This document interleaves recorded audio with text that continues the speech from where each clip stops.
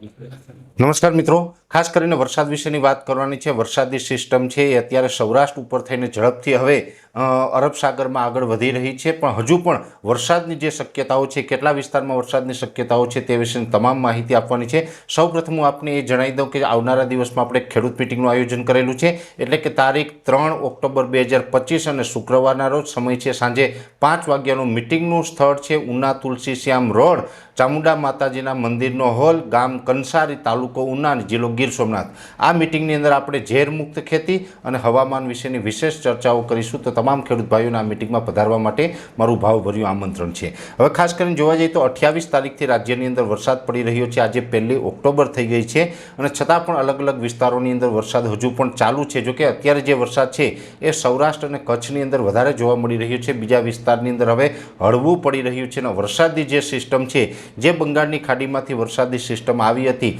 એ ગુજરાત ઉપરથી પસાર થઈ ત્યારે ખૂબ ધીમી ગતિએ પસાર થઈ છે, જેને કારણે આજે 4 દિવસ પછી પણ આપણે વરસાદ જોવા મળી રહ્યો છે। અત્યારે જે સિસ્ટમના લોકેશનની વાત કરવા જઈએ તો સિસ્ટમ દ્વારકાથી જમીન ઉપરથી હવે દરિયા તરફ આગળ વધી રહી છે, જમીન ઉપરથી દરિયામાં નીચે પણ ઉતરી ચૂકી છે। અત્યારે જે સિસ્ટમનો સેન્ટ્રલ પાર્ટ હોય છે એ દરિયામાં પ્રવેશ કરી ગયો છે, પણ એના જે આઉટર ક્લાઉડ હોય છે એ હજી સૌરાષ્ટ્ર અને કચ્છ ઉપર ફેલાઈ રહ્યા છે, પહોંચી રહ્યા છે, જેને કારણે હજુ પણ રાજ્યની અંદર વરસાદ છે। જોકે આ હવે સિસ્ટમ છે જમીન ઉપરથી દરિયામાં ગઈ છે, એટલે હવે એની ઝડપથી આગળ વધવાની પ્રક્રિયા થશે, એટલે કે જે ધીમી ગતિ હતી એ હવે ગતિ છે એ ફાસ્ટ થઈ જશે અને હવે ઝડપથી ગુજરાતથી દૂર જશે। છતાં પણ હજુ આવતીકાલ સુધી વરસાદની જે શક્યતાઓ છે એની વાત કરી લઈએ। આવતીકાલે 2 તારીખ છે ને 2 ઓક્ટોબરે રાત સુધી, મોડી રાત સુધી જે વરસાદની શક્યતાઓ છે, જેમાં ખાસ કરીને વધારે વરસાદ છે એ સૌરાષ્ટ્ર અને કચ્છના દરિયાકાંઠામાં વિસ્તારમાં જોવા મળશે। કચ્છના દરિયાકાંઠાની અંદર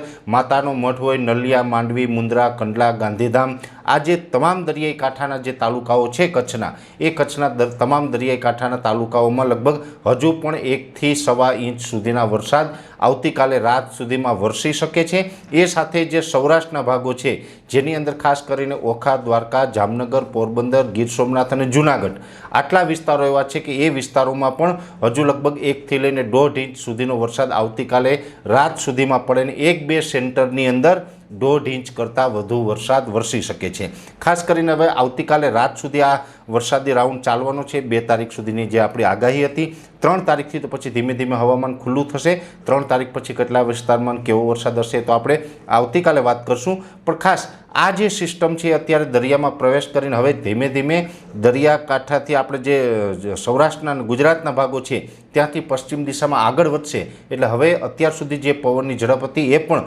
નોર્મલ કરતાં વધારે હતી અને એમાં હજુ આજે રાત્રેથી પવનની ગતિમાં વધારો થઈ શકે છે। આમ જોવા જઈએ તો લગભગ મોટાભાગના વિસ્તારોની અંદર 40 થી લઈને 50 કિલોમીટરની ઝડપે પવન ફૂંકાયા અને એ પણ વરસાદ દરમિયાન ફૂંકાયા છે।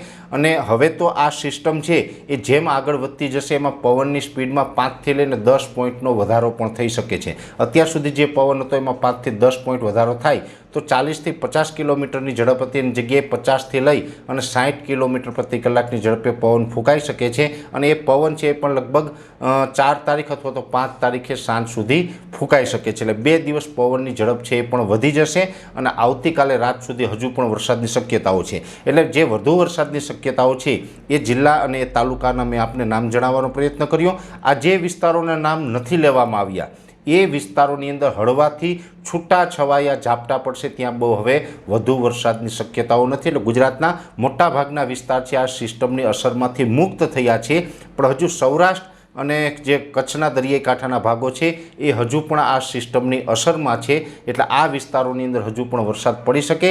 બીજા વિસ્તારોની અંદર છૂટાછવાયા ઝાપટા, એ પછી પૂર્વ સૌરાષ્ટ્રના ભાગો હોય, ઉત્તર સૌરાષ્ટ્રના ભાગો હોય, મધ્ય ગુજરાત હોય, ઉત્તર ગુજરાત હોય કે દક્ષિણ ગુજરાત હોય, તમામ વિસ્તારોમાં છૂટાછવાયા ઝાપટાઓ નોંધાશે। બાકી આવતીકાલે રાત સુધી હજુ સૌરાષ્ટ્ર અને જે કચ્છના દરિયાઈ કાંઠાના ભાગો છે એમાં 1 થી 1.5 ઇંચ ને 1-2 સેન્ટરમાં 1.5 ઇંચ કરતાં વધુ વરસાદ વરસે તેવી શક્યતાઓ છે। એટલે ખાસ કરીને હવે આ સિસ્ટમ છે એ આપણાથી દૂર જઈ રહી છે। આ સિસ્ટમ દૂર જતી રહે પછી કેટલા દિવસ આપણે વરસાદી ગેપ જોવા મળશે એ વિશેની સંપૂર્ણ માહિતી આવતીકાલના વિડીયોની અંદર આપવામાં આવશે। અત્યારે આ વિડીયોની અંદર એટલું જ। અંતમાં દરેક મિત્રોને વિનંતી રહેશે કે વિડીયોને લાઇક આપીને દરેક ગ્રુપમાં શેર કરી દેવો। જે મિત્રો અમને યુટ્યુબ ઉપર જોઈ રહ્યા હોય તો યુટ્યુબ ચેનલને સબસ્ક્રાઈબ કરવી અને ફેસબુક પેજ ઉપર જોઈ રહ્યા હોય તો ફેસબુક પેજને ફોલો કરજો। નમસ્કાર.